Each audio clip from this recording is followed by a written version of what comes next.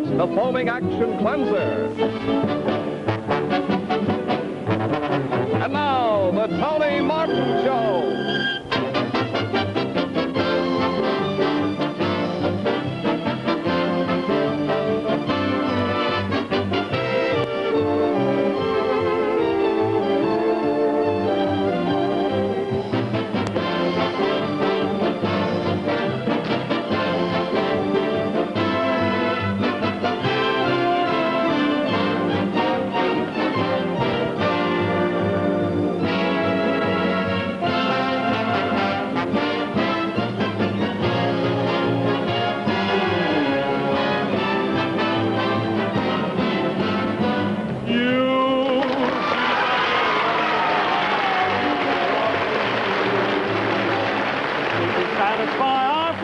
That is why there's nobody but you. You, so much depends upon you. Tell me true. Will I ever rate it all? Will it be my fate at all with somebody like you? Just to think that you love me makes my future look strong. I swear by stars above me, I'm done if I don't feel like writing a song about you. Music and words about you. Tell me true. Let me sing our praises for, let me dream our praises for nobody but you.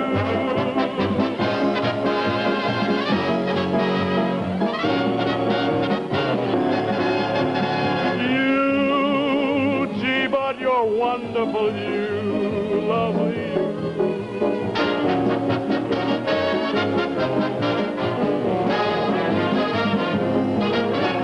You, so much depends upon you, lovely you.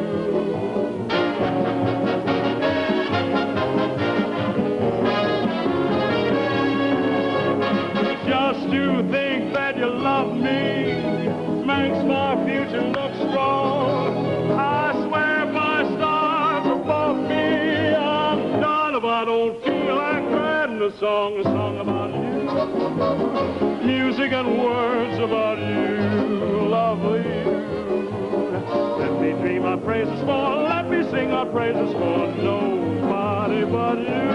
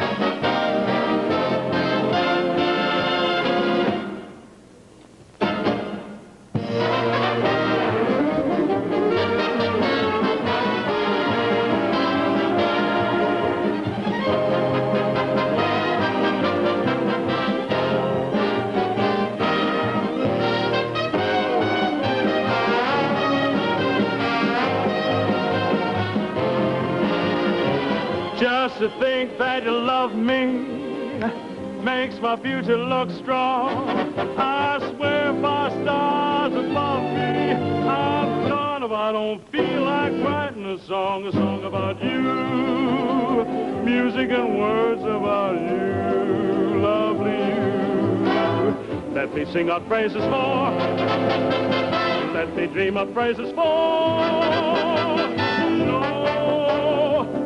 Nobody but you.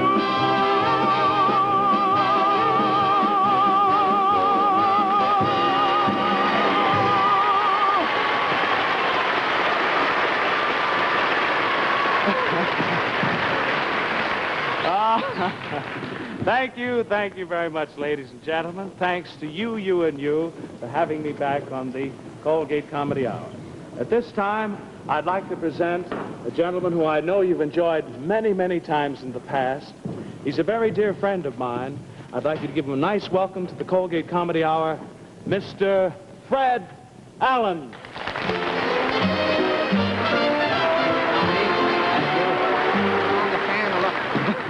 Thank you very much, and thank you, ladies and gentlemen. Tony, when I heard that you were going to have this show tonight, my friend, I was really worried. Well, why were you worried, Fred? Well, I knew that you could take care of the singing and all of the artistic business, but something told me that you were going to need a comedian.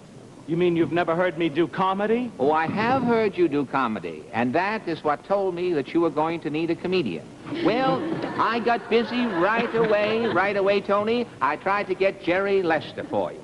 Jerry Lester? Jerry Lester. Wait a minute. Is that a name you just dreamed up? Oh, no. Jerry Lester really exists. You've seen Jerry Lester, a little short fellow with double-breasted teeth. He looks as though his tonsils are yelling fire and his teeth are all trying to get out of his mouth at the same time. You've seen Jerry. The little fella goes, George! And then he goes like that and he pulls...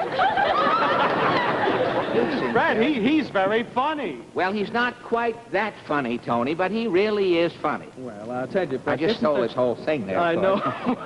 Tell me something, Fred. Isn't there a fellow on television named Milton... Milton Berle? Berle, that's Milton it. Berle. Yeah. Took you some time to think of it, Yes, didn't it? quite a while. Well, you couldn't get Milton, Tony. He has just signed a new contract for 75 years with NBC. 75 years with NBC. Tell me something. Does Milton Berle have an option? Does NBC have an option on his services after the 75 years? I think it's mutual at the end of 75 years. But it's the greatest contract ever signed by a comedian, Tony.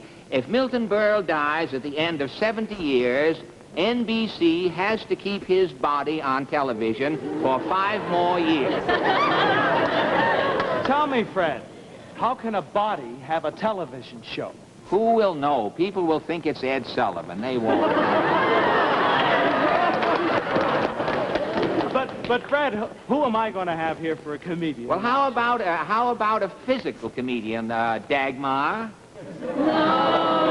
Dagmar's a little too physical. A little too physical, eh? Well, I tell you, instead of having the show start with comedy, Tony, how about having a ballet? That would certainly be a novelty in television. And I have a ballet master here with me this evening. Signor? Tony? This is just warming up. This gives you an idea. If it gets hot, you smell lard burning. Tony, this is Signor Farfel Ricochet, Tony. He's the official ballet master for the United Nations. I see. Senor Farfel. It's Yes. nice. Does the senor speak English, Fred? Marshall Plan. That gives you an idea. Well, the Signor has a great ballet that would be very good to open the show. You remember An Afternoon of a Faun? Yes, I do very well. Well, the Signor does a ballet called Weekend with a Buzzard. As the curtains open, the Signor comes on from this side of the stage carrying 8 pounds of raw meat. He gets to the center of the stage, and from the other side, a buzzard flies on.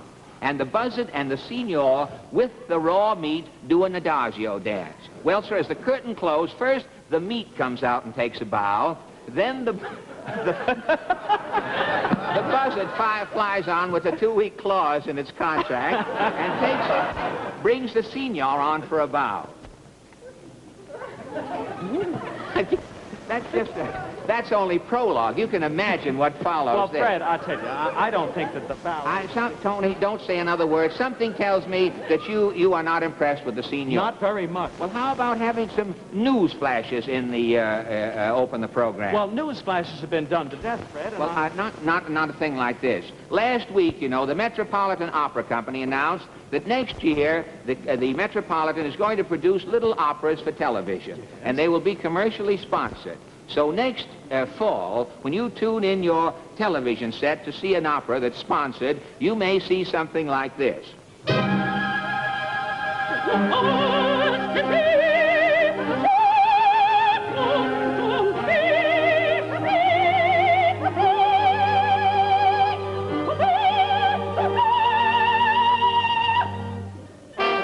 Use Ajax! The foaming tankard! Right down the drain!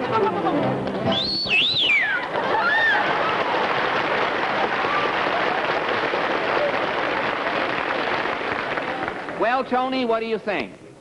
Well, you got That fearful... whistle at least should have 200 dogs in the audience right away. You've got fearful ricochet, which I can't think of very much. Yeah. And you've also got this opera bit. Fred, I don't think these news things... You think a little mean too much. corny for you, Yes, huh? they are, Fred. Well... Isn't there anything you can do on television that you've never done before? Well, I do have a little gem I was hoping to do in Tiffany's window in later life, Tony. But I will do it for you tonight. It's an impression of the Siamese twins playing clarinets. But, of course, you'll have to help me with it. Well, what do I have to do? Well, first we'll need 2 clarinets. Well, that can be arranged. Hoopla. Hoopla. Oh, say. Oh, this television takes care of hats. And Oh, yes, Aladdin. Let's sound an A, Fred. All right. Fred, I yours think sounds like a G. Well, I used to be a G man, and I carry it over. I just heard the door slam in Carnegie Hall as we blew that note there. Say, Fred, why don't we do something? You know, Portland and my wife Sid went to the ballet the other night, and they heard ba ba ba ba ba ba ba ba ba ba ba. Oh, say, a duet. You and I a duet. I'll tell you what. We will do a duet. I will start the song, and when I stop, you will take the subsequent notes. Oh, I'll like be... that? I'm alerted. Yes, Well, I'm ready fine. for it. Here we go. Duet. It's a Ready? duet, of course. Yes. That's understood. All right. Yes. Are you ready? I'm certainly ready.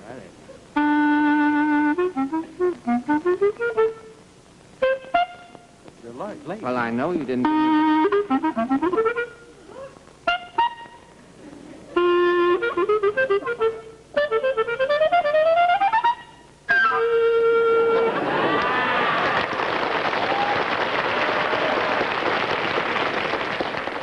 Fred, do I have to say it?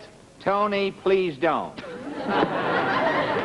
Yeah, this is the first time, really, I have ever played a duet in public. Well, Fred, I want to tell you, I've heard a lot of clarinet players. That's the most sterling rendition I've ever heard. You You've really been think- practicing. Oh, yes, Fred. I used to play with Kusevitsky, you know, years ago. Is that so? Oh, yes. Did you play with Kusevitsky in the Philadelphia Symphony? No, in a backyard in Brooklyn. We were children together over there. He was musical as a boy. He had his yo-yo on a G-string, as I recall, Kusevitsky.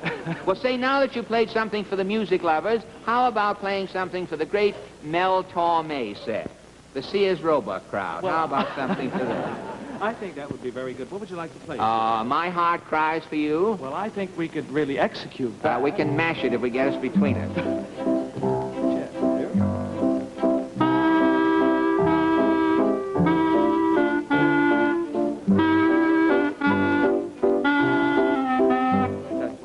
Who is this? It's probably an executive who walked through a wrong door. That's always happening here at NBC.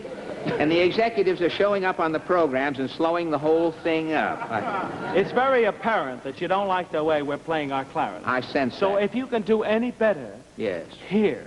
Take mine, too. I just happen to have one with Just me. happen to Just, have well, if you happen to have your own, you are on your own.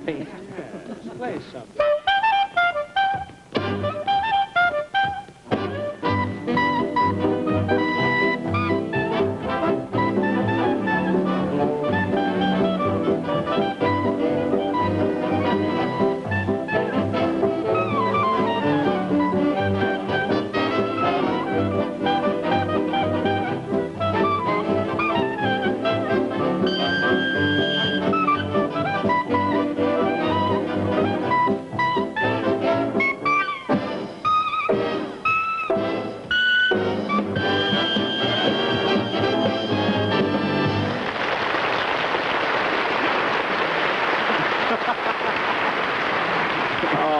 Well, you might as well tell the folks who he is, Fred. Ladies and gentlemen, this innocent bystander who showed up here wearing a coat with a built-in clarinet happens to be a member of Eddie Condon's great jazz organization downtown, Mr. Peanuts Hucko. Peanuts?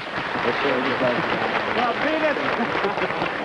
Peanuts, I know you have to get on down to Condon's. We have to get off into the wings. I have just the way to go. Good.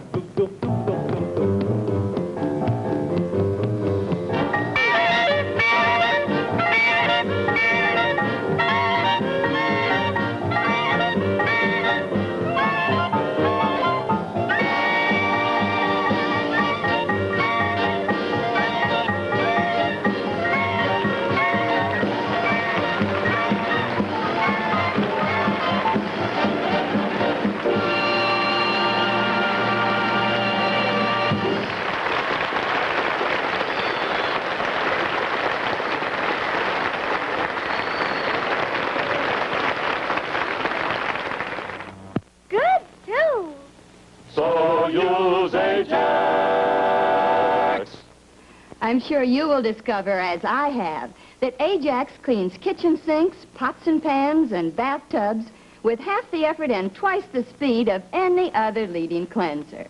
Get 2 cans, one for the kitchen and one for the bathroom. Ajax, the foaming cleanser.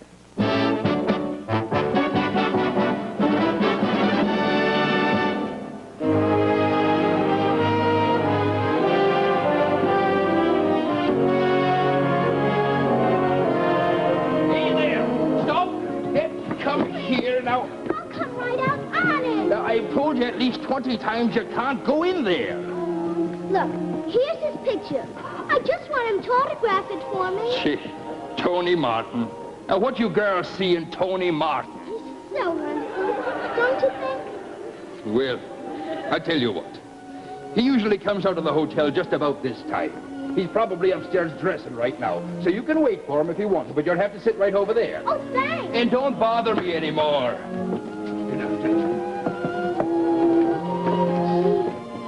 I wonder what it would be like if Tony Martin was my sweetheart.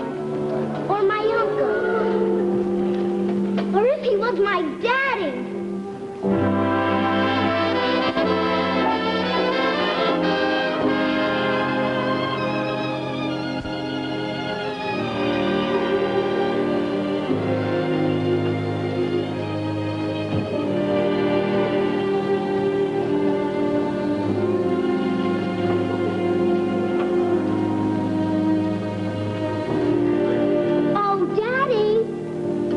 Now, why aren't you in bed? Because? Well, honey, it's been 20 minutes since you should have been in bed. Now, why don't you go to bed, sweetheart? Go on, darling. All right, Daddy, I'll go. Good. On one condition. Oh, one condition. There's always a condition. Now, what is it now? You know what? That's what I was afraid of. You better take your front...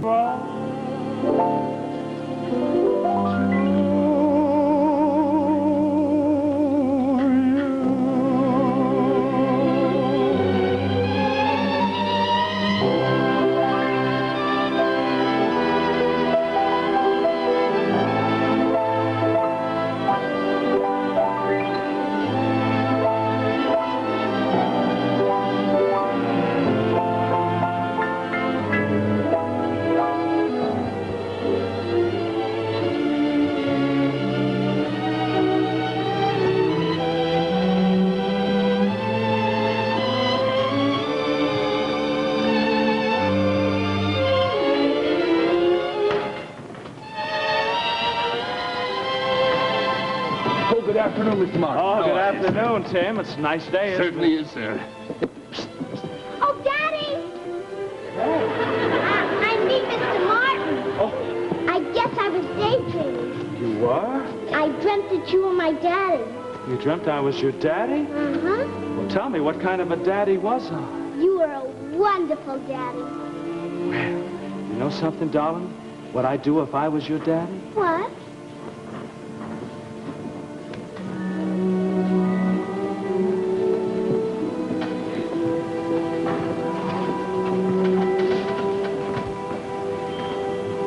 Kiss me.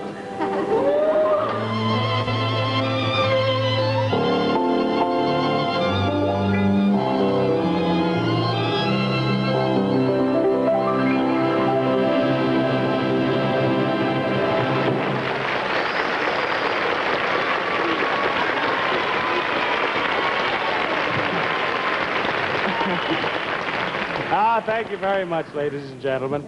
And now, one of the brightest stars of the current season is the glamorous leading lady of Affairs of State. Besides winning an Oscar for her outstanding performance in pictures, I would like to introduce to you Miss Celeste Holmes as she sings, "A Fella Needs a Gal." A fella needs a gal.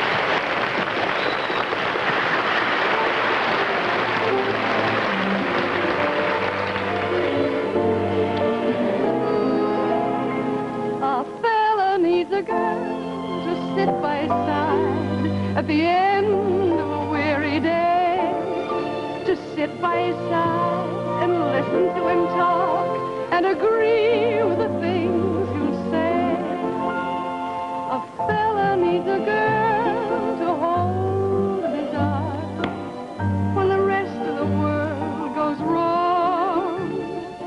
hold in his arms and know that she believes that her fella is wise and strong. When things go right and a job's well done, he wants to share the prize he's won. If no one cares and no one shares, where's the fun in a job well done? Or a prize you won? A fella needs a home, his own kind of home, and to make this dream come true, a fella needs a girl, his own kind of girl. Am I the girl for you?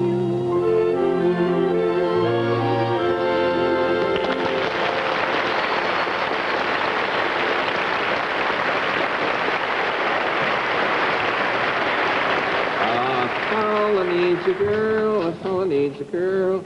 Say, I'm right on the dot. This is the first time I've ever been out on a blind date. I got her number at the Lonely Hearts Club. And with my luck, she'd probably have no teeth and be wearing bifocals. He'll be here in exactly 1 minute from now. I've never been out on a blind date before. Oh, his voice sounded so wonderful on the telephone. I'm sure he's going to be tall and handsome and... Pardon me, were you expecting a certain party? Well, yes, I was. Have you seen him? Well, I'm the party. I'm sorry, I should have warned you. You know, if you look at me gradually, it isn't such a shock. Oh. It helps a lot. Oh, I see.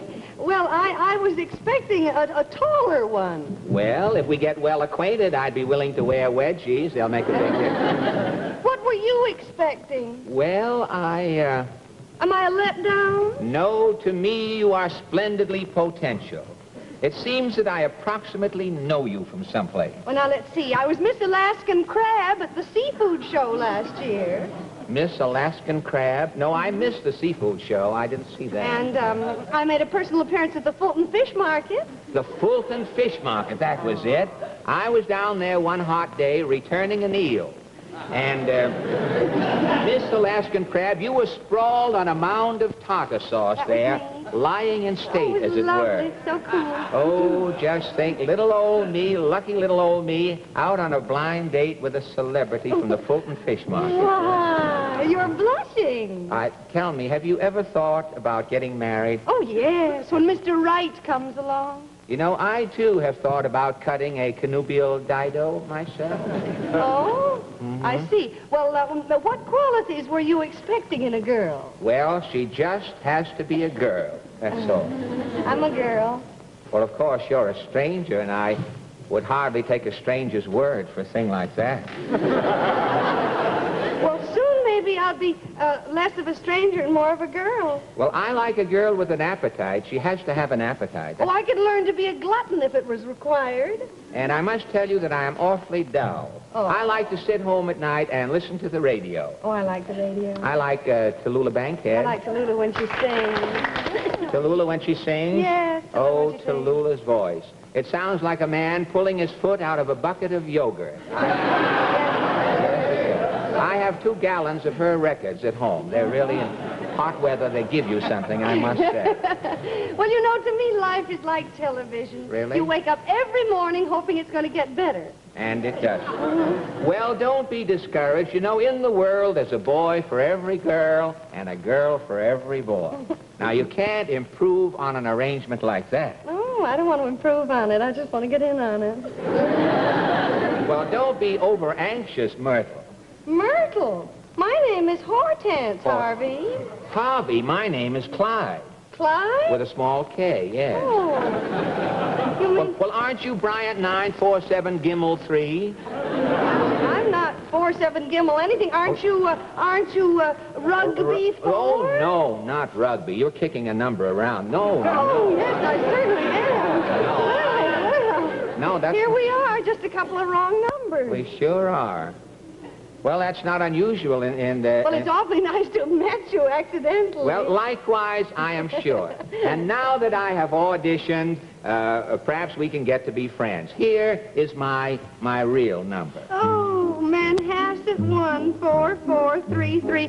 My favorite number. Really? Yes. If you ever need a friend, I'm the end. You have my number. If you're ever in a mess, SOS. If you ever feel so happy you land in jail, I'm your bail. It's friendship, friendship, just a perfect blandship. When other friendships have been forgot, ours will still be hot. La la la la la cha cha cha.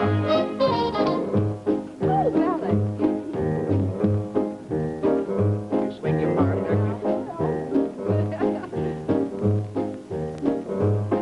If you're ever up a tree, look for me. I have a branch office. If you're ever down a well, give a yell. I'll drop in on you sometime. If you ever lose your teeth when you're out to dine, borrow mine.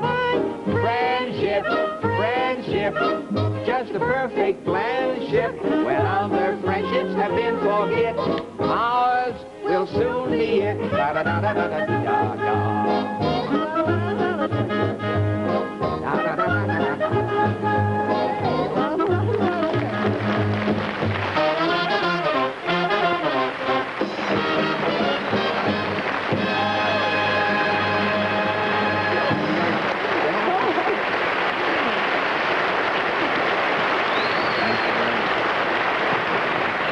Thank you very much, ladies and gentlemen. Do not be alarmed. I have not returned to sing an encore.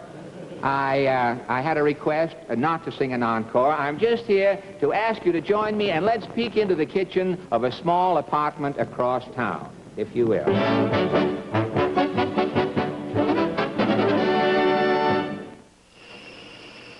Use Ajax, the foaming cleanser, floats the dirt right down the drain. Let's go, Nancy. If we're going to get our shopping done this morning, you'd better leave your sink till later. Oh, I'll be ready in a jiffy, darling. You see, I clean my sink with Ajax cleanser. Say, everyone's talking about Ajax cleanser. Is it really that good? Oh, it certainly is. You know, it's the fastest and easiest cleanser I've ever used. It cleans twice as fast and twice as easy as any other leading cleanser. It's got a nice fragrance, too. It sure has. Use Ajax, the foaming cleanser. Floats the dirt right down the drain. Just look how Ajax foams. And you know, it polishes as it cleans, too. You just turn on the water, and the Ajax foaming action floats the dirt and the grease right down the drain. Da-da-dum, da-dum, da-da-dum. Dum-da-dum, da-da-da-dum. Dum-da-da-dum, da-dum. And just look at your sink. It looks so clean, and it feels clean. It is clean. Ajax clean.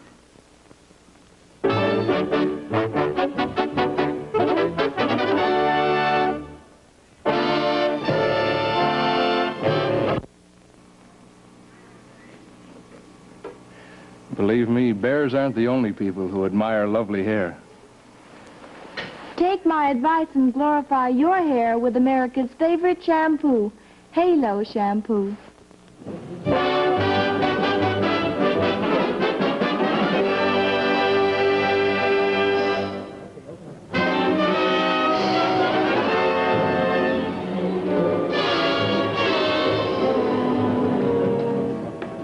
My name is Rudy Dragonet. I'm the greatest crooner that ever lived. 20 years ago, my recording of Chinatown, My Chinatown was #1 in the hit parade. I was the toast of the town. Tonight, I get the chair. What am I doing here? I planned the perfect crime. Something went wrong. What was it?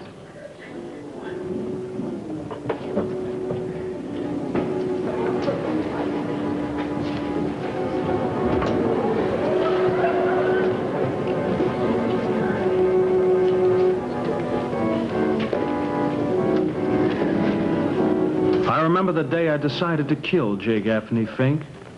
I was in a gay mood. I had been rehearsing a song in the yard. I often sang in the yard to give the birds a treat.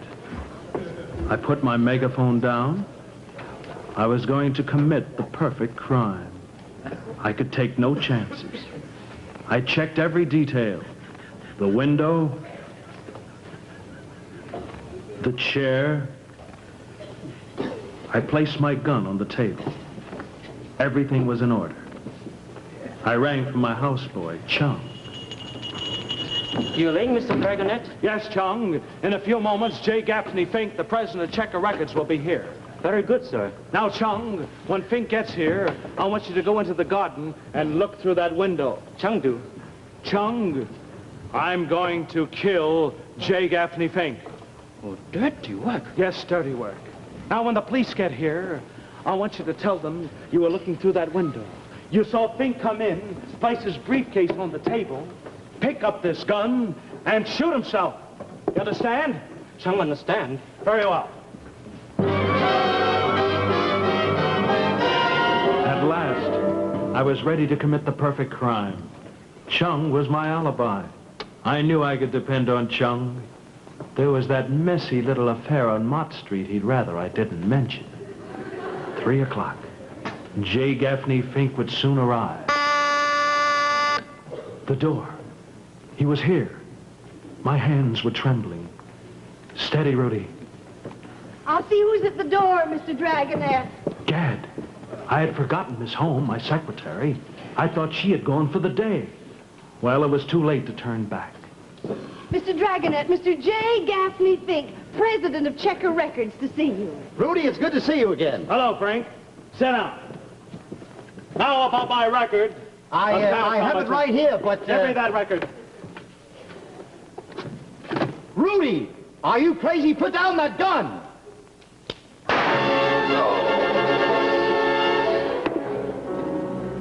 The perfect crime had been committed. Quickly wiping off my fingerprints, I placed the gun in Fink's hand. There were footsteps in the hall. Mr. Dragonet, I heard a shot. Yes, I know. It's Mr. Fink. He's dead. Yes, suicide. Call the police. Right away. I'll take this water with me in case I faint. I laughed as I turned on my shortwave radio and heard the police call. Calling all cars, calling all cars. Attention, Detective One Long Pan. Foul play at the home of Rudy Dragonet. Report at once. Calling One Long Pan. And Jack Whiting, halo to you. Halo, little Colleen, halo. Halo, shampoo, halo. I am a Detective One Long Pan. Hello, everybody. Hello. Long Pan, excellent voice tonight. Singing like Chiny Pelicomo. Chiny Pelicomo. Oh. All right, Sam. Who are you? Who are you, Mr. Tall, dark, and greasy hair? My name is Rudy Dragonet, and I live here. Very good, Mr. Rudy Dragonet. Long Pan to solve a crime, no time at all. Come on, wake up. Wake up, Charlie. Wake up. Maybe grill you later. Maybe grill later. That's the body. Oh, who is the body? Formerly J. Gaffney Fink. Oh, very good. 2 men in room, only 1 man alive. Long Pan unless you, Mr. Nudie Waggy Sweat, for murder, Mr. J. Gaffney Fink. Oh, don't be a fool. Mr. Fink committed suicide. Oh, suicide. Silly story. Suicide. I called the police, Mr. Oh, lady, also involving case. Long Pan Herschel affair. Don't be a fool. That's Miss Holm, my secretary. You step a little closer, baby. Long Pan to give you faster flisk. Long Pan to give you faster flisk. Oh! You try to escape a drowning and not to work with a longer pan. You face up, Mr. Holm. You, Mr. Dragonet's secretary, what exactly are duties? Well... Miss Holm does my fan mail. Oh, you have a female to do a male. Yes. Oh, Long Pan to make a joke, Long Pan make a boo-boo, Long Pan, oh, Long Pan Chinese Sammy Levinson. Chinese Sammy Levinson. Mr. Holm, confidentially, every day, how many fan letters you answer, Mr. Dragonet? Well, frankly, Long Plan, there haven't been very many flan letters lately. Oh, no. You see, Rudy used to be the #1 crooner in the United States. Oh. And then when Carmen Lombardo's voice came across America, why, Rudy was finished. Oh, you come clean, Mr. Holm. You tell Long Pan how Mr. J. Fafney Blink become corpse. What happened? Well, you see, it was this way. I was out in the kitchen trying to overtake a couple of raisins that had just walked out of the coffee cake. Very good. And then I heard a shot. Very good. And then I came running into the living room, and then I saw Mr. Fink, just as you see him now. Oh, dead, hey. Yes, dead. Yes, it's a pure case of suicide. Oh. Now, Pan, if you're leaving, you can use the back door. Not so fast, Mr. Loaded Dragonet. First, Long Pan examine body. Routine procedure. Long Pan always... Oh, you see in Mr. Flinker's hand. What? The wallower. The wallower. You see, the wallower. Oh, you bad boy. Oh, bad boy. Long Pan arrest you for murder, Mr. J. Gaffney Wink. I have a perfect alibi. Ooh. Yes, I have an eye that's so an eyewitness. Oh, who is the eyewitness? My eyewitness is Chung, my houseboy. Chung! You call Mr. Dragonet? Yes, Chung. I want you to tell this man. Chung! Ding ho! Ding ho! Now, wait a minute. You two know each other? Oh, Chung and Longer Pan go to school together. CCNY. To the table down at Lumpong. To our friends we love so well. Blah, blah, blah.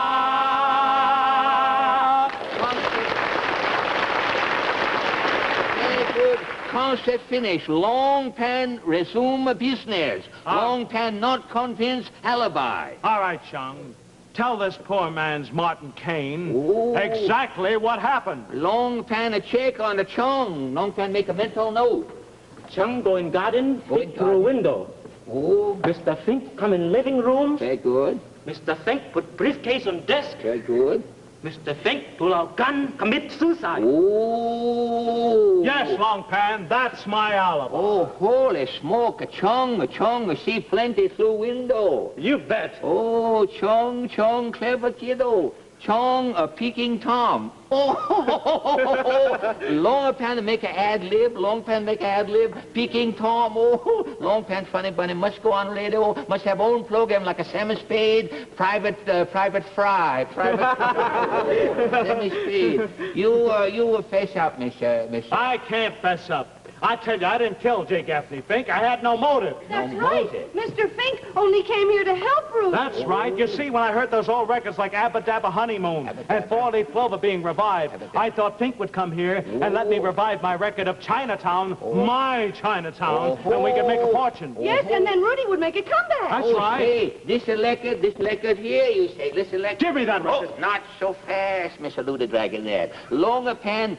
too nimble for you. You see, not too fast for Longer Pan, forget. Oh, you see, motive queer as crystal. You kill Mr. Fink. Mr. Fink double-cross you. You see, this record not Luda Dragonet. Label say, Chinatown, my Chinatown, sing Bing Crosby. You fess up, Lude. I can't fess up at all. I didn't kill J. Gaffney Frank. Chung saw everything through the window. Chung see nothing through window. You follow Long Pan. You see, on the window, one window, Venetian blind. To look through Venetian blind, must see through straight crack. You see, Chung, China boy. China boy have slant eyes. Impossible slant eyes, see through straight crack, Venetian blind. Alibi no good, perfect crime not the perfect. I confess, Oh, Longpan. give up. Might as No, well give up. Longpan, you're too much for me. Oh, Confucius say, man who used Venetian blind for alibi, shady character. Let's go, Mr. Killadilla. Oh, don't lock me up, now? Longpan. Who's Please now? don't lock me up. I have a proposition. Oh, a proposition? Yes, Oh, Longpan. good. Why don't the three of us do the record of Chinatown, My Chinatown? Oh, three. We'll make a fortune. Oh, three make a trio like Mr. John, Mr. Charles, Mr. Thomas. That's right. Are you with me? Very good, good. How about you, Miss Holmes? Anything for you, Rudy. Chinatown, my Chinatown, when the lights are low. Shiny, dreamy Chinatown, my dreamy China. Longpan, I don't fess up. I didn't kill J. Gaffney Fink. You not only kill Mr. J. Gaffney Fink, you also murder Song.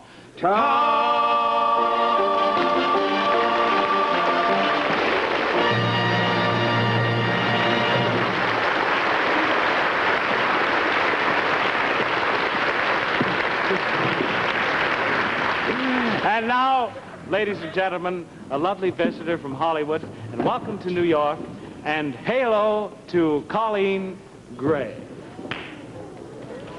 Halo to you, Tony Martin. And to you, and Jack Whiting, halo to you. Hello, little Colleen, halo. Halo, shampoo, halo. Which is just what I want to talk about. But first of all, what are all of these pictures around here? Well, some actresses just happen to have their clippings with them. I just happen to have my pictures with me. I get it. You've had an exciting career. And romantic, too. Oh, yes. This is a scene from Lucky Nick Kane, a picture I did on the Italian Riviera with George Raft. Incidentally, this picture opens up in New York this week. Oh, wonderful. I wear peasant clothes during most of the picture, and the baddies are chasing me over the hills, back and forth. The whaties? Oh, the bad guys. Oh? I'm a good guy. Oh, my hair looked a mess in those scenes. The hot sun, the dry winds, the harsh water of the Riviera just made havoc with my hair. And there were times when I was supposed to look pretty. Well, other women have the answer in Halo shampoo. And so have I. I've shopped around for shampoos. I tried lots of them until I found that until I had Halo, my hair was never the same. Now it's soft and shiny and it's very easy to manage. That's a fact, Colleen. Soaping your hair with even the finest liquid or oily cream shampoos hides its natural luster with dulling soap film. But Halo is not a soap nor cream. Halo glorifies your hair with your very first shampoo. Take my word for it. Use Halo, America's favorite shampoo.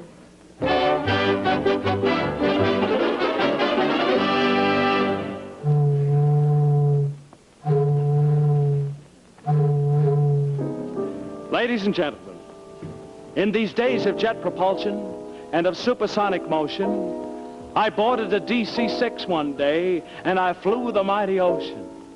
In a matter of 22 hours, I left the DC-6. I landed in London on the Palladium stage, trying my vocal tricks. There were 2 weeks of clamor and glamour, and then I sailed the Queen Mary back home once again. Now, the Queen makes the trip in 4 days as a rule, so I bet on her speed, and I won the ship's pool. I like rowboats, tugboats, ferry boats, sloops, foredecks, aft-decks, mizzen, mast poops.